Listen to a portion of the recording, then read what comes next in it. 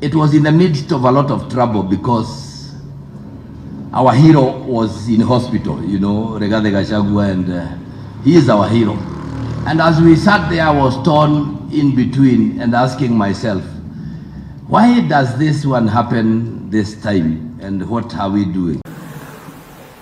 Deputy Governor wetu Mheshimiwa David Waroe Kenanire, Mheshimiwa Njoroge Wainaina and Mrs. Wainaina, Mrs. Njoroge, not Mrs. Wainaina, Mama Wainaina. Yeah, that is my MP. So, and you and your family, first family huko Kenya, and I think I know them more nikianza kwa Hemdan. Inaeleweka. Now, the chairman and the board of directors, James Getinga and your team, mkiwa na Gambi na wale wengine, supervisory board, CEO Goge na team yako, fellow members, may I take this opportunity to introduce my staff. If you are here, your staff, just stand. I know I have director cooperatives, I have the deputy governor na hii watu yangu yote. Si mumeona kuna waziri mmoja pale ambaye yuko Margaret. Waziri Margaret yuko hapo, and waziri Kendi is there, director, chief officer Mwangi, director yuko pale Theuri, na wengine ni watu wangu lakini majina sijui.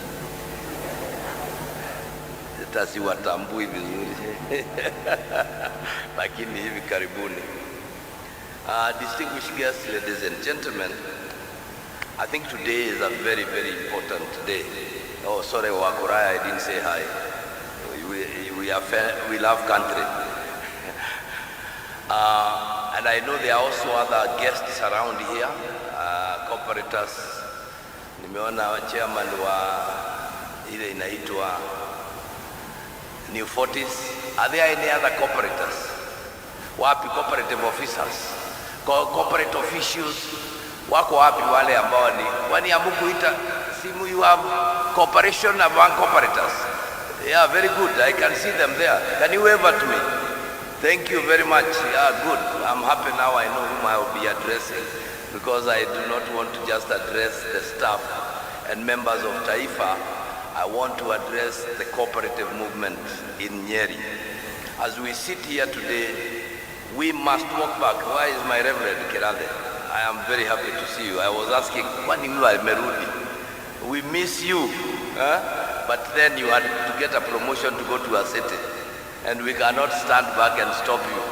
So at least najua Keheka ako na mtu. Mumesikia hiyo mtu amejaa akili? Sio wale watu wanatuambia ati la mwale liana kiroho. He's speaking from knowledge, isn't it? And thank you very much. You need to come siku ingine uongee na hao watu, so that the issue of thinking. As we stand here today, ladies and gentlemen, it is indeed with pride that we walk back to a book in the Bible called the book of Habakkuk, which, although my MP said, the book of Habakkuk chapter number 3 verses 2 says, write your vision in bold letters. It may tarry, but finally it will come. The vision that was written by Amze I knew, alikuwa naishi pale karibu kwa ile mlima ya Karema, among the original cooperators, Gambe will remember, Kingori wa Mainge. It has started, but it has taken 50 years, but here we are. We now have the magnificent plaza called the Taifa Circle building. We also have Taifa Circle that no one can ignore in this country. It cuts across, and it is important now that kama ni James tutaondoa na wengine, waache kufikiria Kinyeri, anza kufikiria Kikenya. You get my point? It is important that we now start thinking outside Nyeri, because if you remember the commissioning by God himself, he said, on that land that you shall put your foot, then it shall become your land. I'm glad when I go to Nairobi naona new 40s mahali. But we need to go out of this country, go to Loitokitok and provide services there, ladies and gentlemen. And so as I join you today as we celebrate the 50 years of us coming away from that NDCU building, because I was here. In 1974, I was a student in St. Mary's, Nyeri. And we saw it grow. You remember the lines of the farmers as they came to collect their payments around that area. Even before, until the union came up and did all that and built whatever it built, and here we are today. This is great resilience. And it has taken many hands that are here today. Some have left, but beyond everything else, we must use this as a foundation for where we are going tomorrow. Fellow cooperators, we must also say something that is killing cooperatives in this country. Cooperatives must be managed like professional businesses. They cannot continue. I don't want to hear. I had someone come from inaitwa nini ya kina mngora hii Mugaga. It is time we walked away from secretary managers. That is a big joke. We want CEOs, not secretary managers, because it's a new professional line of thinking. You cannot put new wine in old wineskins and expect that life will go on as it should. It is important that we modernize our circles and reason in a beautiful new way. I do not know whether we are focusing that way into the future, because the cooperative movement is God's way of blessing his people. And there are no two ways about it. Because it is only in the cooperative movement that Mheshimiwa Wainaina is an MP, is the managing director of, I don't know, a chain of supermarkets. No, they know our cooperative will akoragwo na kure. Did you know that? But in a company, he has the controlling shares. But in the cooperative movement, it gives us equal say within, because that is the foundation of the cooperative movement. As we sit there and as we focus, Taifa Sacco now must also start moving, and I'm glad, Goge, you are there. You must now bring in the new thinking. It's called AI, artificial intelligence, and you be very careful. No, my Kiriako, no, Katulibia. Ma transfer the Kiroko Kimwe. So how do you get there? You must also make sure that you keep abreast. You cannot wake up and sit back and say to Mefika, sasa ni Quran like it was running.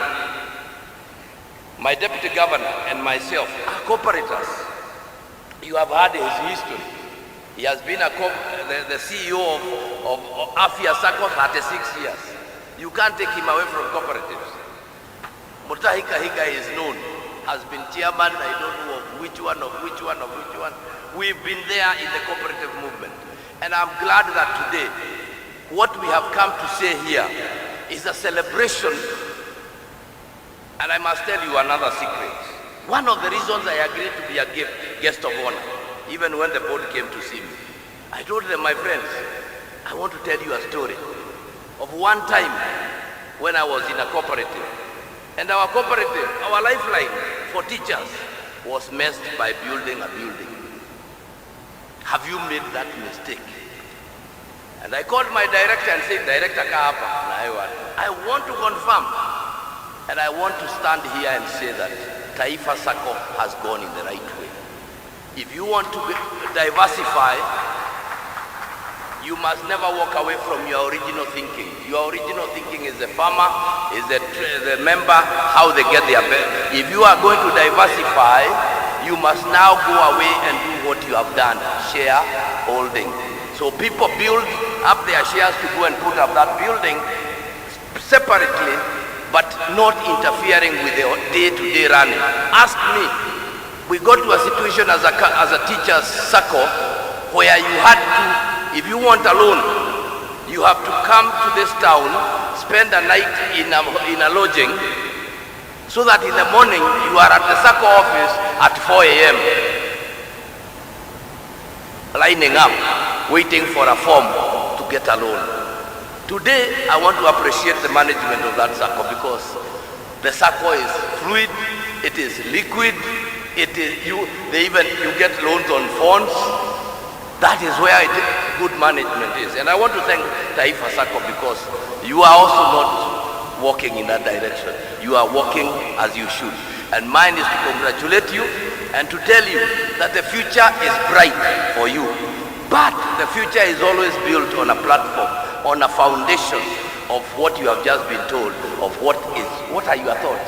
As a man thinketh, so he is. And now for Taifa SACCO, as Taifa SACCO thinketh, so it shall become. Are we there? So it shall become.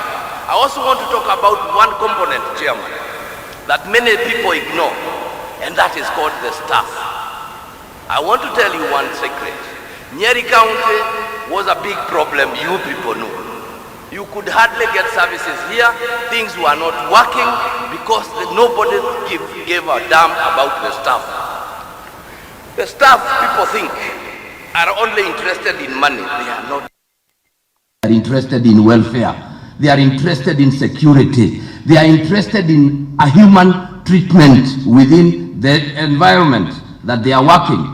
If you put staff in an environment where they may not be able to, they are not able to perform because you have not provided, then how will they work? You want them to be efficient, you have no laptops. You want them to be efficient, they cannot move from one corner to the other to go and follow up on loans that are outstanding. So you must provide for them. But beyond that, when a member of staff knows that this institution cares about me, and for that I want to tell you, the first thing I did in Nyeri County, today as you speak, I converted everybody from contract to permanent. Because if you are permanent, you have a future in the, you are working, and it is important that people know. There is a lot of story about contracts and whatever. Contracts are very, very expensive to run because at the end of a contract you must pay gratuity. And that gratuity, I do not know how you save it. But if you focus on telling one of your staff, a staff, you are permanent. So this staff can plan and say, I want to take a loan of 20 million to put up a house, to put up a business. You have good staff. Listen to Mheshimiwa Njoroge. He says the staff is very good. They will be stolen if you are not taking care of them. And therefore you must take care of your staff, ensure they are comfortable. And people think that staff just want money. It's not necessarily money. Make sure that there is progression. I was employed as, I don't know what grades you use, maybe put it Taifa SACCO G2. Will I ever get to G7? Is there progression? Is it going to be that people who don't work, people who come late, people who don't do it, they keep going up the ladder and I am left there? I will definitely not work very well. Are we together? I hope I am saying something to you. That is the way. And let me tell you this, I feel the pain. Like right now, this year, Nyeri has lost 35 nurses. They have gone to Britain. I have only allowed because they are going to get more money. But I feel pain when one of my nurses, well trained in Nyeri, wants to go to Murang'a because amedanganywa huko kuna kitu. Anaenda anafika huko miezi minne hajalipwa mshahara, ananipigia simu, naweza rudi. You get what I'm talking about? Protect the staff so that we are able to go. Ladies and gentlemen, you have grown exponentially from 9,000 members to 180,000 members. That is your strength. That you must invest in that membership. Member education is key. If it is not done, you will lose members. And the members will become gullible. They will listen to rumors. They will listen to the wrong stories. Taifa neragwa for nothing. And you know, if your members get out, what happens? You are left naked. If they start to withdraw, panic withdrawals, you lose it all. So as we sit here today, ladies and gentlemen, as we celebrate the workings of 50 years, I am glad we have not forgotten where we came from.